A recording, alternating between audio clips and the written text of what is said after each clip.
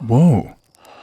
Deja vu. Anyway, hey, it's me, Windy, and today I'm playing a little fun game called Outer Wilds, where my goal is to explore space, and once we complete the daunting task of transitioning to the waking world, I talk to the first person I see. This is Slate. He's a cool dude that was chilling with us under the stars because today is launching day. But before I can embark into the wild black yonder, I gotta get launch codes at my local observatory. This place is a village on a little planet called Timber Hearth. Outer Wilds answer to our big blue and lovable marble. Educate yourself by flying around a zero-G cave, learning about the many dangers of our solar system, playing hide and seek with the children to get an understanding of our signal scope, and familiarizing myself with gravity by jumping on a geyser that confirms my suspicions about this game having fall damage.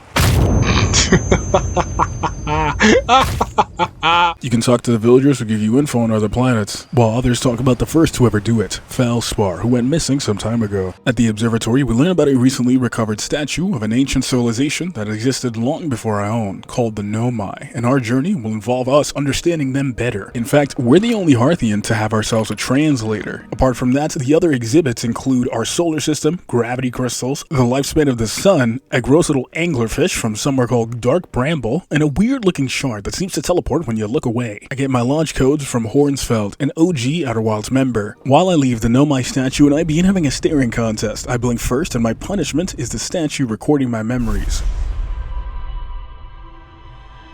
Outside of not mentioning our stare-off, I saw this as a not-so-normal occurrence. I talked to the first person I see, only for them to accuse me of enjoying too many edible marshmallows at the campfire with Slate. I just ignored this, went to my spaceship, put on the suit, and ascended past my home planet's atmosphere. After all, what could possibly go wrong?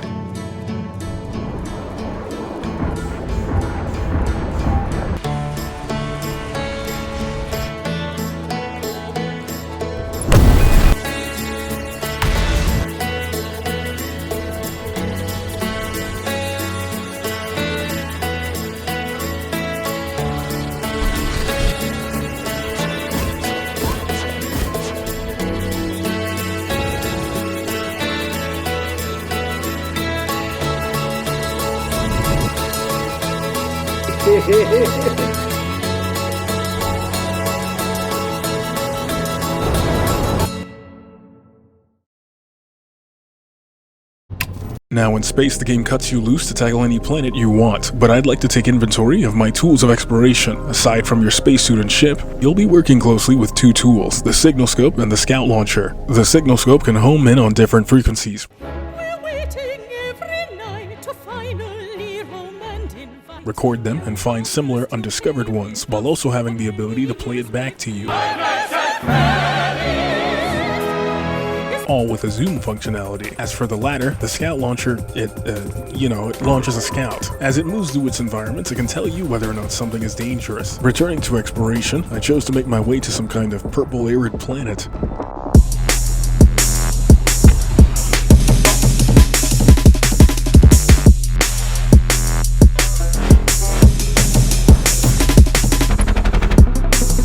Welcome to Brittle Hollow. A planet, by description, is its name. Its moon spews volcanic rock toward the planet, blasting the surface, and when the surrounding area is struck, the piece falls into its core. While I explore the planet, I eventually find one of the escape pods of the Nomai people. Here we learn that the ship they came in on was having some problems staying together, and they didn't have duct tape, so they escaped their doom by launching 3 separate escape pods. I should mention this game has required reading, because sometimes piecing together storylines from obscure newspaper articles isn't something for the average player. Anyway, the Nomai went underground, so let's follow, and watch your step. That, dear viewer, is a black hole, and I'm not interested in learning firsthand the feeling of spaghettification. I make my way down and come across the Nomai settlement, and immediately find out why they were here. The Eye of the Universe, a signal that was sent out around the cosmos. They warped here from their ship called the Vessel, only for the Eye to do a little bit of trolling. So instead of the potentially greatest discovery in reality, they crashed into Dark Bramble, were redirected to the Hanging City. city. Another Nomai settlement which requires us to use a gravity path. It's a treasure trove with 4 different districts. There's a lot of information to gather. Everything from their festivities to their religious devotion of what brought them here. There is one important district, that being the Black Hole Forge district, which can be raised and lowered at will, but this place isn't accessible through normal means, so jump in your ship and just wedge it up there. When arriving, I can find another Nomai statue and some information on warp towers on the Ash Twin. The game explains the mechanics of warp towers. For one, they don't need to be fully aligned, but you need to enter within a small window of time. But let's return to that signal and meeting Rybeck, who's an archaeologist and one of my fellow adventurers. He's the easily spooked and overcautious type. Tell him about my finds here, and though I would love to explore more, the planet is beginning to look less of a planet and more like a fragmented orbit around a real-life cosmological horror element. So I attempt a tactical retreat. That is until I get a little notification that my ship hull has been breached and is now 20-something kilometers away, and I've also just lost the signal. That's odd. I don't recall parking in a deep space. Eventually, I come across a structure in the distance, and I realize something. I'm kinda low on fuel, and my part of the planet just got struck by one of those meteorites. My piece of the planet slips into the black hole, and despite my best efforts, I'm unable to escape. What was once considered a certain death is now actually not so bad. I'm transported to a location where the rest of Brittle Hollow remains, around a white hole, a real-life theorized phenomenon meant to be the opposite of a black hole. Won't lie, I kinda panicked here, being in deep space, no ship, and little fuel, and I honestly calmed down for a moment, because I heard the game's soothing music. Apparently, it's called End Times. You know, I wonder why it's called that. What's the sun doing?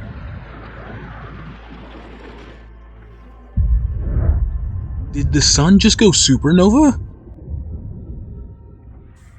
You have to be kidding me. What am I supposed to do against that? What am I supposed to do? You can't even outrun it. Man, whatever.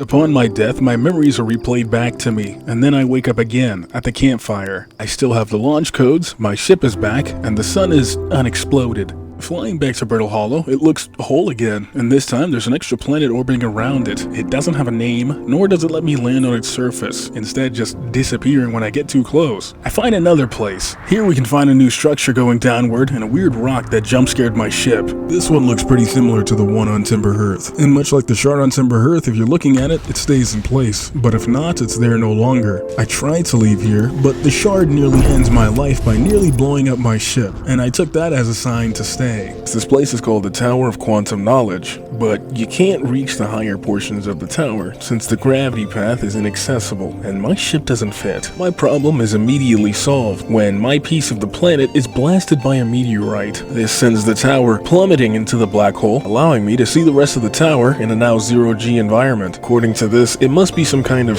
religious pilgrimage to visit the Quantum Moon. They welcome someone named Solanum, and there's some information on how you would traverse the Quantum Moon. They mentioned a final rule, which means to explore the 6th location. To access it, you have to go to a shrine that's on the North Pole. They mentioned that Solanum must have already went to Giant's Deep to prepare. Okay, stop. It's been 5 minutes, and from the single planet alone, I've learned all this info. Fortunately, Outer Wilds got you covered, because any and all information that you come across will be updated in your ship logs, meaning you can just choose to focus on one thing instead of having 100 pieces of info float around. Besides, we have about 8 mysteries to solve. I have questions, and I think I can answer one. This is the second time I've died, the universe resets, and I remember everything. So clearly, we're in a time loop. And we have one lead to go off if we want to go to the Quantum Moon.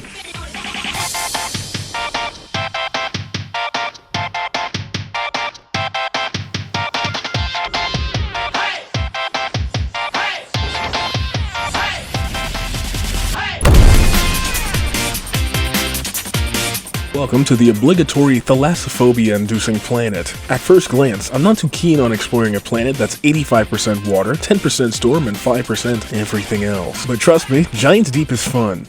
Cyclones can't kill you, right? What the hell?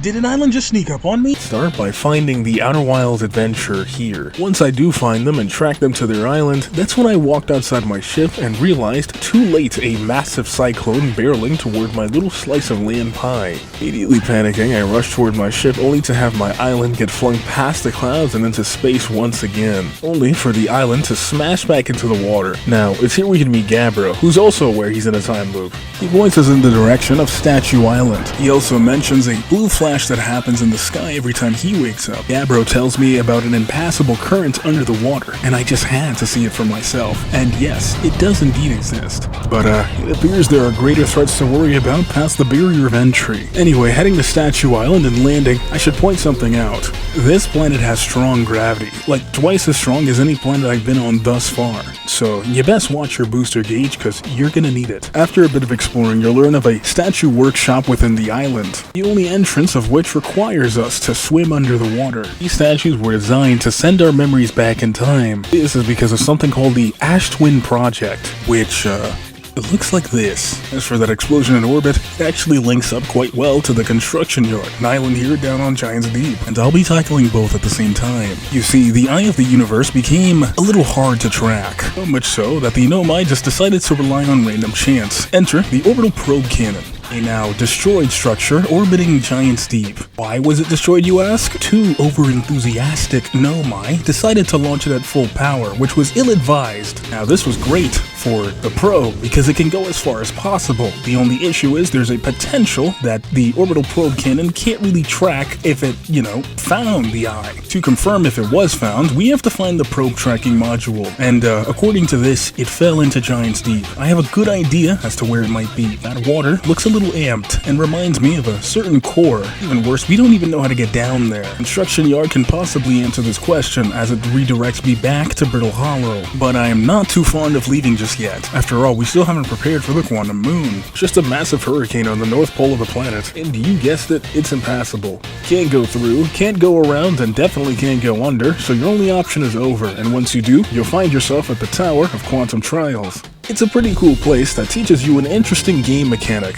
See, if you take a picture of a quantum object, it still stays in place in the picture. This little hat trick is called quantum imaging, and you use it to traverse the tower. It's just a massive puzzle all the way down, and trust me, it's an interesting one. You should definitely try it out yourself. I feel pretty stupid, not gonna lie. The amount of pictures I've taken of the quantum moon and just not tried to access it is mind-boggling to me. I make my way to Brittle Hollow once more, get to the North Pole, and don't find much, except for the Nomai scribblings about the quantum moon, only to turn around and see it right there, just challenging me to return to it. So let's do exactly that.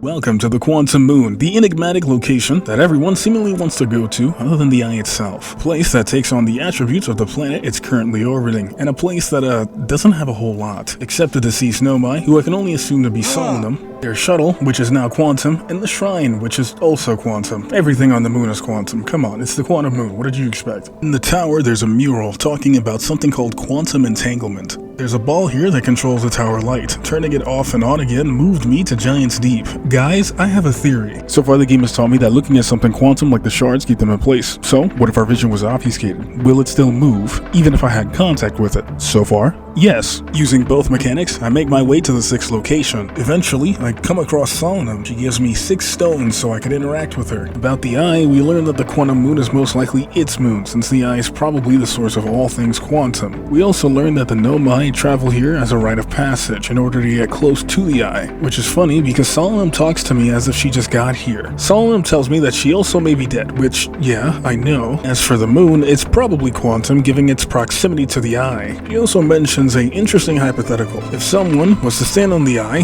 what would happen? What would go down? It's an interesting question. I just don't know how to get there, if you can get there at all. So, to commemorate this occasion, I snap a few pics, then leave for Timberhearth's version of the moon, and make my way back to Brittle Hollow. Welcome to the observatory. Outside of the cyclones, you'll find a whole lot here of the Nomai and their tracking of the eye. For one, they found out that the eye is in orbit of the sun. It's just really far away and constantly shifting its position. It's here where they get the idea to launch probes with gravity cannons, with Giants D being the place they chose to work on. You learn there's actually two types of cyclones, and though one is rarer than the other, the cyclones can spin in either a clockwise or counterclockwise direction. Instead of shooting you up, they'll shoot you down. This did happen to me once, I just didn't know how to replicate it. And it looks like I'm not the first, because if you head to Bramble Island, you'll find Feldspar discovered the same thing. Now my only issue is the electrical barrier around the core, and I don't know how to get through it, outside of maybe the jellyfish. But he made it to the core and then left for Dark Bramble. Honestly, I don't really want to go there just yet. It looks kind of terrifying. So instead, let's just explore Timberhearth, because I haven't done that yet.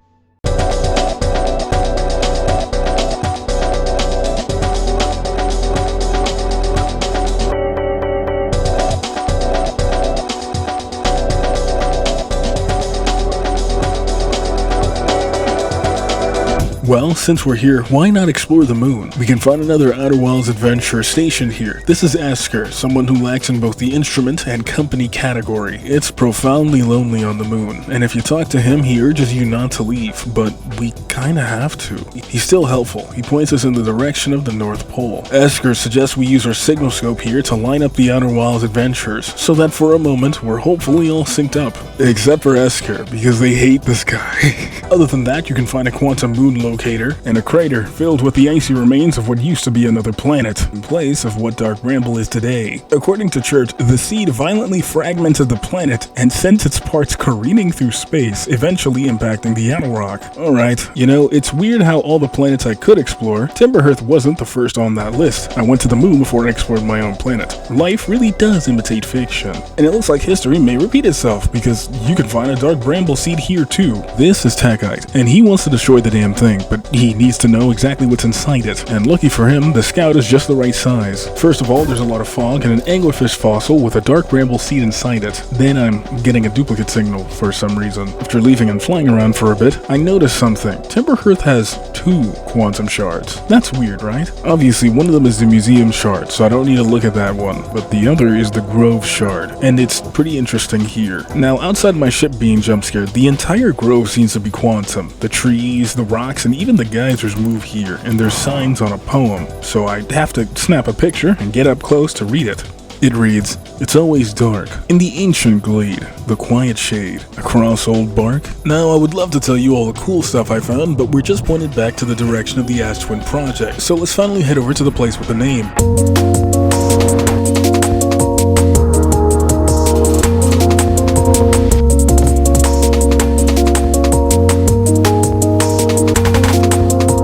Welcome to the Hourglass Twins, 2 celestial bodies locked in rotation and one-way excavation. My new planet protocol requires me to meet the explorer here, that being Chert, who's quite the percussionist, and directs me to the Nomai escape pod. There are other locations like a gravity cannon and a quantum moon tracker, but the main content of the Ember Twin is beneath the surface. Remain cautious during your descent, as the caves are dark, narrow, and filled with suit puncture and cacti. Sand will raise you to the cave ceiling, with your life being punctuated by the sound of your helmet shattering and your cranium dissipating. The sand will also lock you out of reaching certain locations during the loop, so you better move quickly. In the subterranean passages, the Nomai found an area large enough to house a settlement called the Sunless City, complete with its own districts and information on Nomai practice, such as the Sun Station and its ethical quandaries. Exploding the sun is quite the power move after all. They also found an anglerfish fossil. Okay, quick question. Why and how did it get here? Why does the game keep reminding me that anglerfish exist? If there's one thing I've learned, is that they wouldn't keep reminding you about something if it wasn't eventually important. This is the 3rd time. The most important location thus far is the High Energy Lab, accessed early on in the loop. Okay, back on Brittle Hollow, if you fell into the black hole, you'll find the White Hole Station, a warp tower which can transport you back. You can also find notes on the Nomai observing a strange phenomenon. Objects that enter the black hole will exit the white hole first. This is the genesis of the Ash Twin project. Back at the High Energy Lab, the Nomai wanted to generate enough energy to increase the negative time window. Anyway, we know the statues were designed to send information back in time, but something had to power it. This object would be known as the Advanced Warp Core. The towers, on the other hand, existed to move materials and people around, meaning we can warp to the Sun Station, the Black Hole Forge, Timberhearth, Statue Island, and eventually The Ash Twin Project, the Nomai's greatest work. We can remove the gravity and retrieve the advanced warp core, but don't be too hasty. It powers the loop, so death will stick. I still haven't gotten to the core of Giant's Deep, which means... The first thing you'll notice about this place is how big it is. Now, I've been playing Outer Wilds for at least 4 seconds, and each of those seconds have taught me something. The first second, I learned speed is cool. In the second second, I learned that in Outer Wilds, most places or persons of interest are easy to access and are usually in specific locations. But with my logic, there's only 2 leads, the South and North Pole. There's nothing on the North, but the South is a little more suspicious. These vines connect to a piece of the previous planet, and there's a lot more on the South than there is anywhere else, and I'm convinced I can find something. And after searching for a while, I found an opening. A dead jellyfish, fully accessible, and a recording from Felspar mentioning the jellyfish has rubbery innards that insulate it from electricity, and another path leading into a vine and a fog. But don't worry, you're safe. Hopefully. I found Felspar's ship in disrepair and a light in the distance. After meeting the long since missing Felspar, we have a quick combo about how he ended up here and how space might work in Dark Bramble. I then returned to the core of Giant's Deep and found out the probe eventually did find the eye. It only took 9 million attempts, and it brought back its coordinates. But I don't know how to get there, meaning I have to explore the rest of Dark Bramble. From here we can only track the last escape pod. With no atmosphere, visibility, and between the vines and thorns and anglerfish, it's not looking good, champ. Your scout is integral here. It'll map out the place for you, just make sure not to use it in the presence of an anglerfish. These white lights may be certain death or progression. Take your time, 22 minutes is longer than you realize. If you have the fortitude, you'll make it here. There was no help arriving, and they weren't going to retreat to the vessel. Things only got worse with the whole duplicate signal thing though. They resolved to travel to the nearest signal, but didn't have nearly enough air to get to the one further away, which means the vessel should be up ahead. Info can be found here about the events before and after their ill-fated warp. For one, they didn't contact any clans before warping, frightened at the thought of the eye ceasing the signal. 2, their warp core was destroyed, but it's eerily similar to the design of the Ash Twins warp core. I think I know how to get to the eye. I make it back to the vessel, place the core, and enter the coordinates.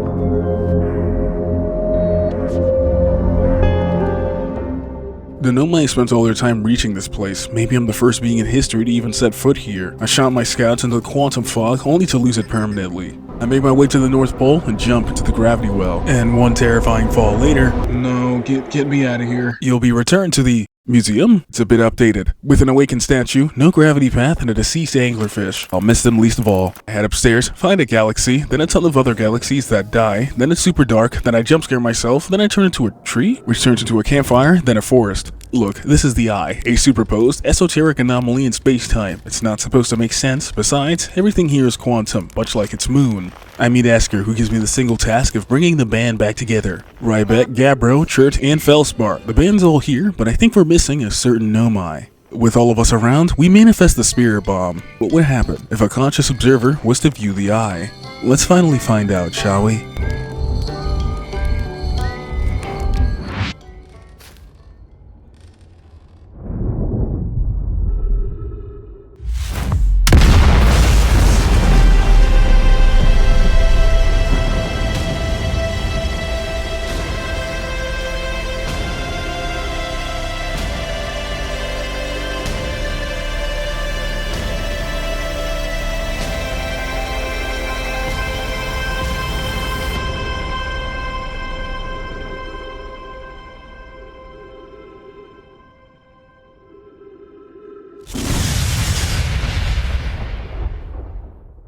You die.